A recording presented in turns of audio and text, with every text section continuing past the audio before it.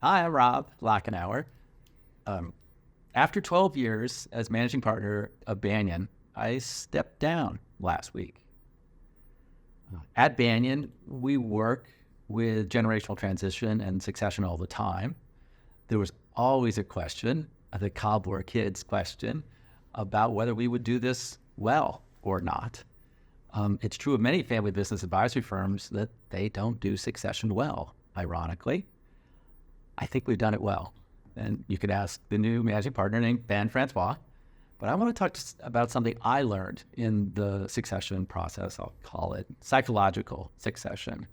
And this quick video is what I learned psychologically as I stepped down from a role I loved.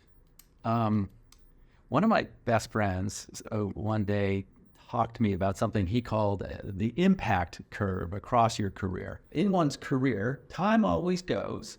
Your impact, though, varies over the course of your career. His points were, one, it's not linear, that for many people who stay in their career, the last few years of their career is when they're going to have the most impact. And the second thing is, time is not relenting. It's going to continue. So the clock is ticking on each one of us. In this zone of impact, late in your career, high impact, this is where the core of your decisions are being made about succession. In the later stage of your career, you're at this high impact zone, but not much time left. And I call it the high impact zone. Things go on in that zone which are different from the rest of your career. If you get a chance, if you're in this zone, you should read the book, Who Moved My Cheese, which is an old book, but it's still really relevant here. So in the zone of impact, I see an inflection point. You can either continue your impact, but it's got to change, or it's going to go down.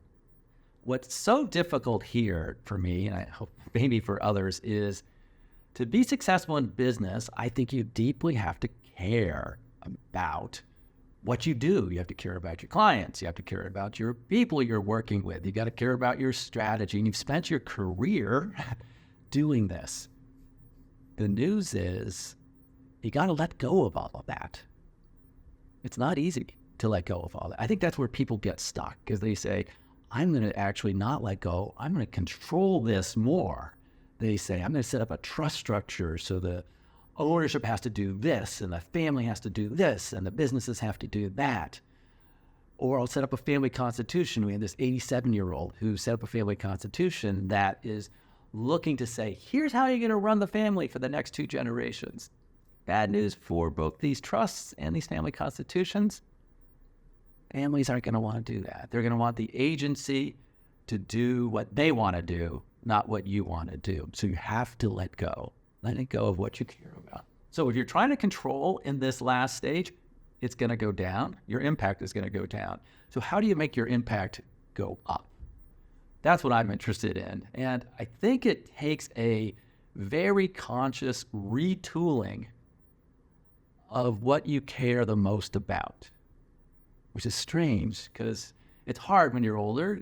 Change is harder as you grow. But I suggest the only way you can continue to have big impact is retool what you care about. Now, how do you do that? And here's where I go to another book, a really good book, Clay Christensen and Karen Dillon wrote, called How Will You Measure Your Life? And they asked this great question, like, how will you measure your life?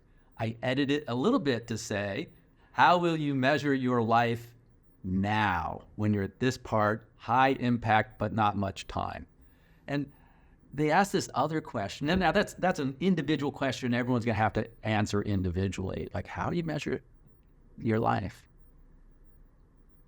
There's quite a more specific sub-question that helps kind of unpack that bigger question. And here's how I articulate it in this succession thinking. What jobs do your customers need most from you now? So your old customers were your clients or the people you led or your family. And there were things that you did very well if you're this successful.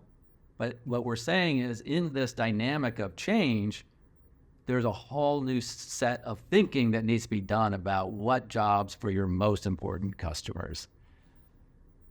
think it's a great question. And going through this process myself, I had to answer that. And for me now, and I'm just sharing this so you can think about you now, 3 things. One is first customer, family. And what's the job to be done? Love and support them unconditionally as they grow and mature themselves. 3 daughters, great wife. Always be there for them unconditionally, which is not always easy.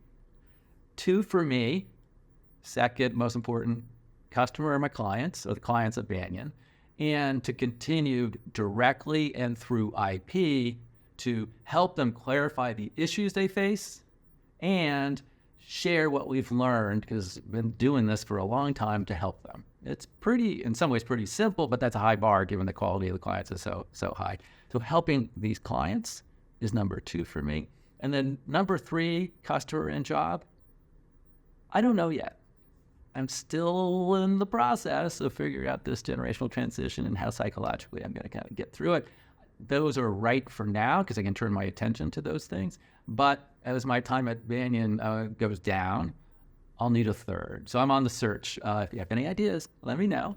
And my question to you is, if you're in this space, and this impact zone, and you're saying, I don't want to control it, I'm going to ask you, so for you now, who are your most important customers, and what's the job you're going to do for them? I think that's the essential question you got to get your mind around. Thank you. Have a good day.